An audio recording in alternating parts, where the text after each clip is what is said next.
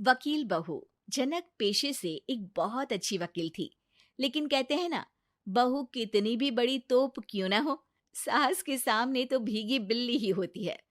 अरे जनक, क्या बात है? आज रोटी नहीं मिली अभी तक।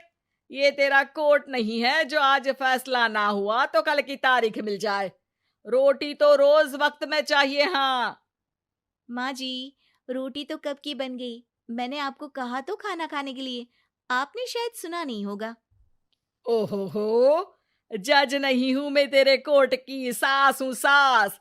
कोई दलील फालतू की मत देना यहाँ। बहुत जानती हूं मैं इन वकीलों को। अपनी बात ऊपर रखने के लिए झूठ बोलने में जरा भी नहीं सोचते। तभी वहां जनक के ससुर आ जाते हैं।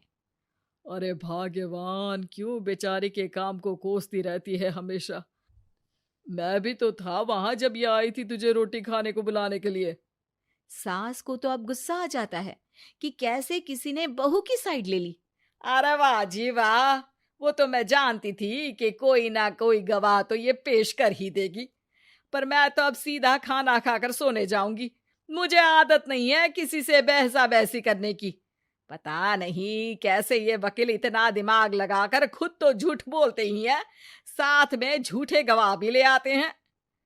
जनक को सास के ताने सुनने की अब आदत सी पड़ जाती है। एक दिन जनक वकील की ड्रेस पर काला कोट पहनकर कोर्ट के लिए निकल ही रही होती है कि अरे कहाँ चली काला कौवा बनकर? टोक दिया ना। अब कोर्ट तो वकील वाली ड्रेस पहनकर ही जाऊंगी ना। वाह भाई वाह, दामिनी तो मैंने भी देखी है। सन्नी पाजी ने ऐसा ही कोट पहना था और कहा था कि तारीख पर तारीख, तारीख पर तारीख। मतलब कि कोई बात करनी है तो बोलिए, वरना वक्त नहीं है मेरे पास खराब करने के लिए। अरे पता नहीं तुझ में क्या देखा मेरे बेटे ने, सारा दिन वकीलों वाली बहस करती है, भोली भाली सास के साथ। अच्छा सुन, जो इतनी बहस मेरे आगे करती है ना, जरा अपने बॉस से कर ले, जो 1 साल भी ना हुए तेरी शादी को और काले कपड़े पहना दिए। अंदर जा और लाल कोट पहन कर आ, पता तो चले कि नई नवेली शादी हुई है। अरे माँ जी, कोर्ट में मेरा बॉस क्या करेगा? ये तो पूरे देश की ड्रेस है वकीलों के लिए। लेकिन सास तो ठहरी सास। अच्छा, तो कोई जरूरत नहीं है 2-4 साल कोर्ट जाने की। शादी थोड़ी पुरानी हो जाए तब इजाजत दे दूंगी मैं तुझे काले कपड़े पहनने की। अब क्या था, मन मारकर जनक को लाल रंग का कोट पहनकर कोर्ट जाना पड़ता है। उसके जाने के बाद आहा, बढ़िया, ये पूरे देश की ड्रेस की बात करने वाली। अरे पहना दिया ना लाल कोट। अब सास आए दिन या तो जनक को उसके काम का ताना देती, या फिर उसका काम छुड़वा देने की धमकी। तंग आकर एक दिन जनक पति से कहती है, मैं सोच रही हूँ कि कोर्ट जाना बंद ही कर दूं। अरे क्यों यार, इतना अच्छा करियर है, क्यों छोड़ने की सोच रही हो?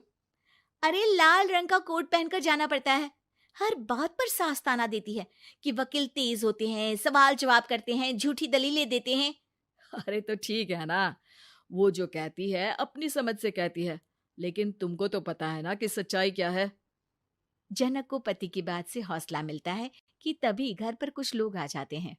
अरे आइए पंच साहब, कैसे आना हुआ? अरे भाई साहब, सुना है कि आपकी बहू वकील है। तभी वहां सास आ जाती है। हाँ है तो, लेकिन क्या हुआ? फिर कहीं बहस कराई क्या? अरे हम तो खुद दुखी है उसके व्यवहार से। अरे भाभी जी, आपको तो पूरा मोहल्ला जानता है कि आप कितना बोलती है। फिर हम यहाँ बहू रानी की कोई शिकायत नहीं, बल्कि अपनी परेशानी लेकर आए हैं। ससुर जी खुश हो जाते हैं।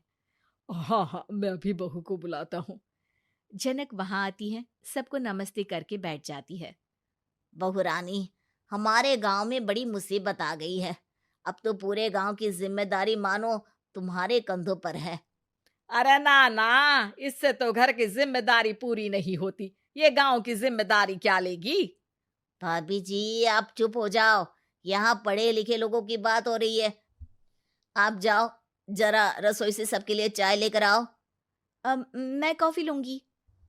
हाँ हाँ, वकील साहिबा के लिए कॉफी। सास सर पैर सब पटक कर वहां से निकल जाती है। बहू, गांव में पानी नहीं आ रहा है, पड़ोसी राज्य ने हमारा पानी रोक रखा है। इसका मामला तो बड़े कोर्ट में चलेगा पंच जी, लेकिन ऐसा क्यों? वो राज्य हम लोगों से पानी के पैसे मांग रहा है। अब आधे गांव में पानी की सप्लाई खत्म हो गई है बहुरानी। अच्छा पंच साहब, बात गांव की है तो मैं जरूर केस लड़ूंगी। यहाँ एक बार फिर सास की एंट्री हो जाती है।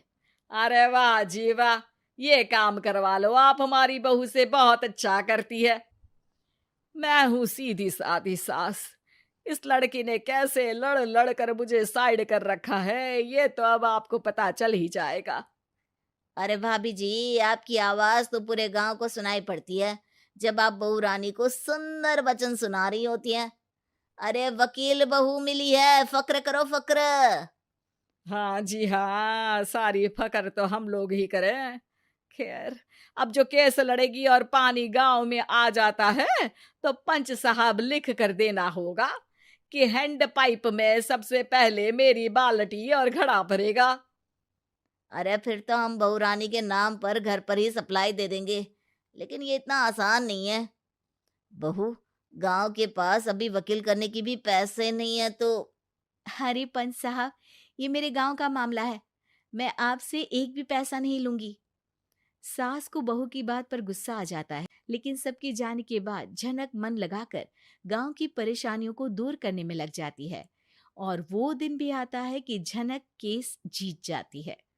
अरे आज तो प्लम्बर आकर घर तक पाइप लगा गया है।